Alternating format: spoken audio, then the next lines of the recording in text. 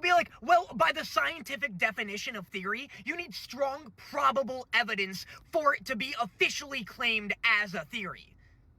No, you don't. A theory should be something that you are ready to back up with canonical evidence to that theory. And if you can't, then you cannot get mad at people for questioning how you got to that conclusion. For instance, with the Scratch is Jack's theory, or Scratch is Jack's father, if you actually just stop to think about it even a little bit, the theories fall flat on their face. Scratch was part of the original 1990s cast, and Jax was 22 when he entered the circus. This much is actual fact and canon. Since Jax is 22 when he entered the circus, that means he had to have been born in 1995. If Scratch is part of that original 1990s cast, he had to have entered later than 1995 because, again, that's when Jax was born. Even it takes 9 months for a baby to be born, Jax could not have been conceived any later than April, and he could not have been born any later than December of 1995. We know that Scratch was diagnosed with a brain tumor, and just from a quick Google search, brain tumors are incredibly aggressive diagnosis.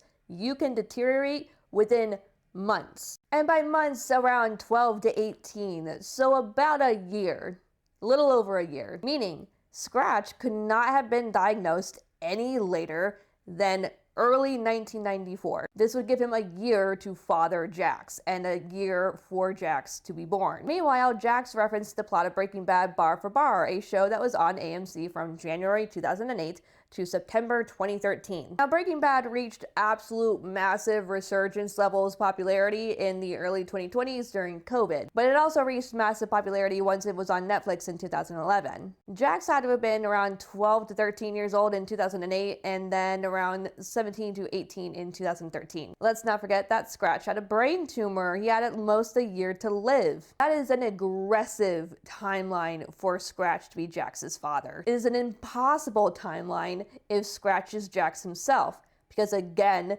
Scratch was part of the original 1990s cast, and Jax bar for bar knew the plot of Breaking Bad. This is exactly why there is a strict definition of a theory versus a headcanon. If you headcanon that Scratch was Jax's father and that he was creating this digital mindscape for his mind to be placed into for his son to have years later, that's fine. But looking at the canonical evidence, it doesn't really add up, hence why it's just a headcanon.